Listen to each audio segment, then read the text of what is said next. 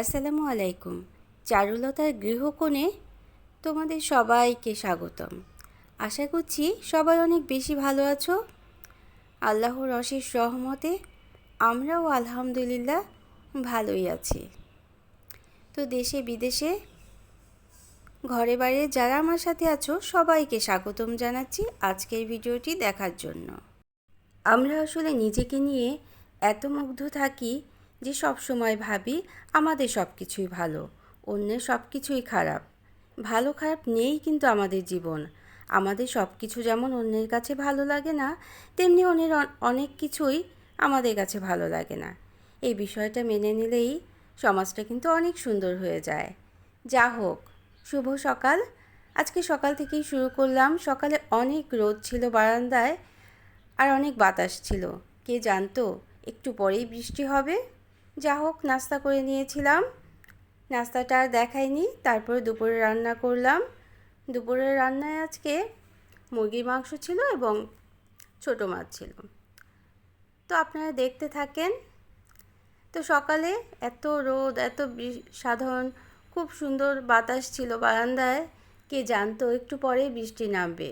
রান্না করছিলাম, হঠাৎ দেখি আকাশ কালো হয়ে মেঘ নেমে এলো, বৃষ্টি নেমে এলো। রান্না করার মাঝে কিভাবে আমি বারান্দায় যাই, অথচ বৃষ্টি দেখতে আমার অনেক ভালো লাগে। যা হোক, রান্নাটা শেষ করলাম, তারপরেই বারান্দায় ছুটে গেলাম। দেখি বারান্দা বৃষ্টিতে ভিজে একাকার। আর রান্নাটা কি বলবো, এই তো মুরগির মাংসটা মেখে প্রেসার কুকারে বসিয়ে দিলাম। প্রেসার কুকারে দেওয়ার পর ভালো মতো ভুনে নিয়েছি পানি দেওয়ার আগে। তারপর পরিমাণ মতো পানি দিয়ে দিলাম। প্রেসার কুকারে রান্না করলে কি করতে হবে জানেন? পানিটা একটু কম দিতে হবে। আর রান্নাটা এভাবে করলে অনেক তাড়াতাড়ি হয়ে যায়। আমাদের এই ব্যস্ত নাগরিক জীবনে শুধুই ছুটে চলা, এজন্যই একটু তাড়াতাড়ি রান্না করার চেষ্টা। আর ছোটো মাছের তরকারিটা হাতে মেখে রান্না করে নেব।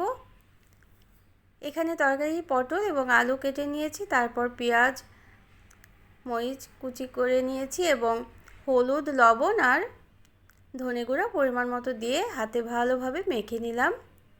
মেখে নেওয়ার পর কিছুক্ষণ রেখে দিয়েছিলাম। তারপর চুলায় কড়াইতে অল্প পানি দিয়ে আমি এটা তেল দিয়েছিলাম। তো আমাদের মাংসটাও কিন্তু রান্না হয়ে গিয়েছে। তো শেষে আমি গরম মশলা গুঁড়োটা দিয়ে দিলাম। এই গরম মশলা গুঁড়োটা দিলে মুরগি রান্নাটা কিন্তু অনেক ভালো হয় খেতে। তো এভাবে কিছুক্ষণ জাল করে একটু পানিটা শুকিয়ে আসার পর আমি মুরগির মাংসটা নামিয়ে নিয়েছিলাম। দেখেন কালারটা কত সুন্দর এসছে। আর মাছটা হলুদ আর লবণ দিয়ে মেখে রাখলাম। তারপর প্রথমে তরকারিটা আমি রান্না করে নিয়েছি এবং মাছটা একটু ভেজে নিয়েছিলাম। ভাজা ছাড়া কিন্তু আমি একদমই মাছ খেতে পারি না, ছোট ধরনের মাছ। সব মাছই একটু ভেজে তারপর রান্না করি। তো তরকারিটা প্রথমে অল্প পানি দিয়ে একটু চুলোয় রেখেছিলাম, তারপর মাছটা দিয়ে নামিয়ে নিয়েছিলাম। তো আমার রেসিপিগুলি কেমন লাগলো অবশ্যই কিন্তু একটু জানাবেন।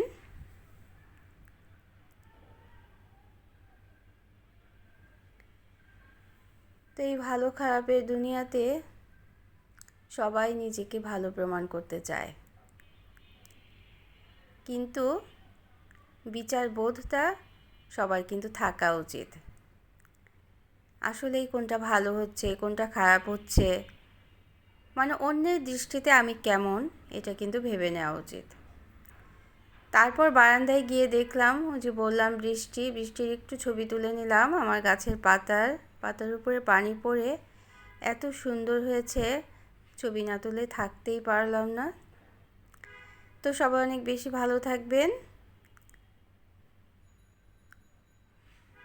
সবুজ দেখতে দেখতেই বিদায় নিলাম। আর বিকালে একটু নাস্তা বানিয়েছিলাম, এটার রেসিপিটা শেয়ার করলাম না, অন্য দিন হবে। থ্যাঙ্কস। আসসালামু আলাইকুম।